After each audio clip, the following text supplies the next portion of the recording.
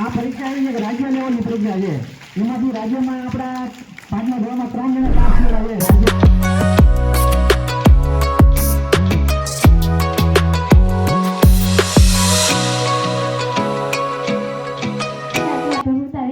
કહેવાનો મોકો મળ્યો છે, જેનો મને ખૂબ જ આનંદ છે.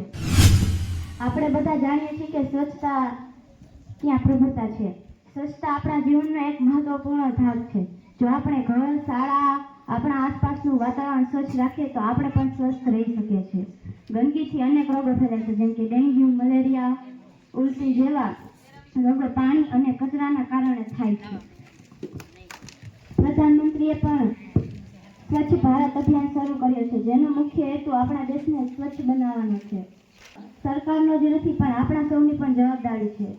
આપણે સૌએ ભેગા મળી અને આપણા વિસ્તારને સ્વચ્છ બનાવવો જોઈએ. આપણે શું કરવું જોઈએ? આપણા ઘરની આસપાસ ક્યાંય કચરો ન ફેંકવો જોઈએ. પ્લાસ્ટિકનો ઉપયોગ ઓછો કરવો જોઈએ. કચરા પેટીનો જ ઉપયોગ કરવો જોઈએ. વૃક્ષો વાવી અને તેનું જતન કરવું જોઈએ. આજે જે નાના ભાઈ બહેન શાળામાં પ્રવેશ લઈ રહ્યા છે, તેમને પણ આપણે સ્વચ્છતાનું થોડુંક મહત્વ સમજાવશું. કન્યાય છે. વાસણ ધોતી વખતે પાણી જરૂર કરતાં વધુ બગડી જાય છે. આવી નાની નાની બાબતોમાં ઘણું પાણી વેડફાઈ જાય છે. આપણે પાણી કેમ બચાવી શકીએ?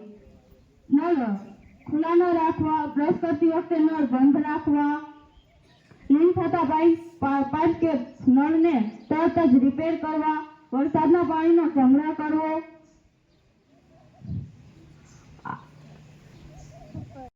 આ પાણી બચાવવું તે આપણી સંધાઈની જવાબદારી છે. જો આપણે આજે પાણી બચાવીશું તો આવનારી પેઢીને શુદ્ધ પાણી મળી રહે છે. આજે કન્યા કેળવણી મહોત્સવ જે નાની દીકરીઓ આપણી શાળામાં પ્રવેશ કરી રહી છે, તેને પણ આ સંદેશ ઘર સમાજમાં ફેલાવી શકે છે. દેવાંગ દેવકરણભાઈ ખમાણી, હું ભરતભાઈ કુકાવાને વિનંતી કરું કે તે દેવાંગ દેવકરણભાઈ ખમાણીનું સન્માન કરે.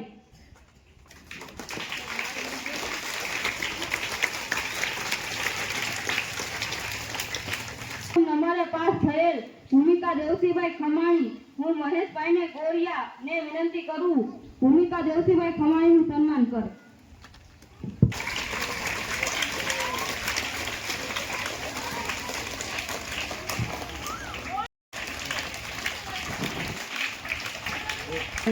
આ પરીક્ષા એવી છે કે રાજ્ય લેવલની પરીક્ષા છે.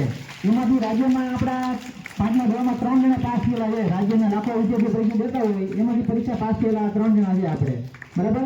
અને એમાં એને એડમિશન પણ બીજી બહારની સ્કૂલમાં ભણવો હોય, પ્રાઇવેટ સ્કૂલમાં 50,000 ફી હોય એવી સ્કૂલમાં એને મળી શકે છે. તે પાસ 3 જણા હોય આપણા ગામમાંથી.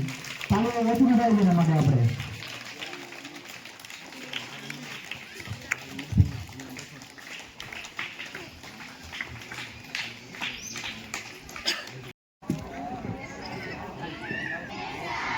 ટ્રાફિક નિયમોનું પાલન કરીશ. હું હંમેશા ઝીબ્રા ક્રોસિંગ પરથી રસ્તો પાર કરીશ. બાઇક કે સ્કૂટર પર બેસીશ ત્યારે હેલ્મેટ જરૂરથી પહેરીશ. ડ્રાઇવિંગ લાયસન્સ વગર ક્યારેય વાહન ચલાવીશ નહીં. રસ્તા પર ચાલતી વખતે ન તો મોબાઈલ વાપરીશ, ન તો હેડફોન્સ લગાવીશ. હું સ્કૂલ બસમાં ચડતી અને ઉતરતી વખતે શાંતિ અને શિસ્તથી લાઈનમાં રહીશ. ધક્કા મૂકી નહીં કરું. હું રસ્તો ક્રોસ કરતા પહેલા ડાબી, જમણી અને ફરી જમણી બાજુ જોઈને રસ્તો પસાર કરીશ. હેલ્મેટ અને સીટ બેલ્ટ પહેરવા આગ્રહ કરીશ. જય હિન્દ.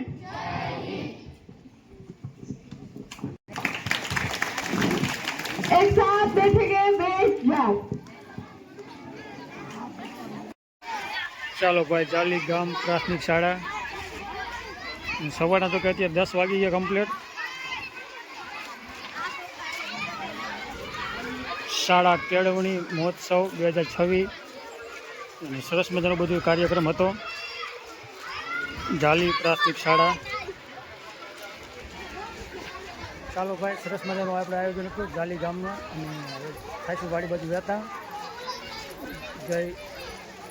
જય હિન્દ વંદે માતરમ. અવતાર્યા વાડીએ અને 10:30 જેવો ટાઈમ થઈ ગયો અને પહોંચી ગયા ફાઇનલ વાડીએ કા. અને અમારા રામજીભાઈનું ડૉક્ટર સારું હો ભાઈ ભાઈ તારા ખાના ખોલવા ન પડે એટલે પૂરા હે ખજૂર હાલા હું તો ભણજે કાંઈક અને વાર્તા કંઈક નકરી વાર્તા શીખજે પછી હાલ અને લેસન કરવા પાટી દે અને લેસન કરવા બે જા ઘડીક વાર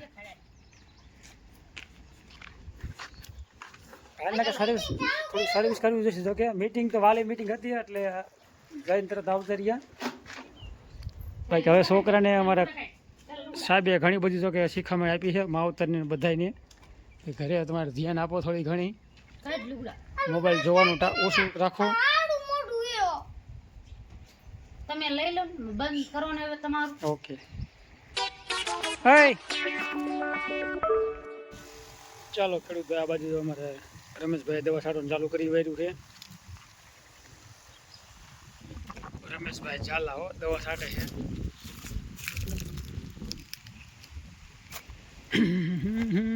જય જવાન જય કિસાન ભાઈ. જો કે આવી રીતનું ખડ છે આ ભાગમાં તો આપણે ખડ ઓછું છે.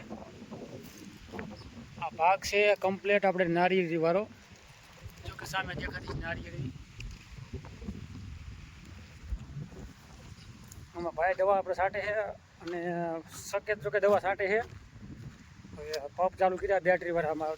આપણે 2 દિવસ પહેલાં તમે વિડીયો જોયો છે આપણી માં આપણે તો કે ટ્રેક્ટરથી દવા છાંટી હતી 2 દિવસ પહેલાંના વિડીયોમાં. અને આજ ભાઈ આપણે પંપે દવા છાંટે છે.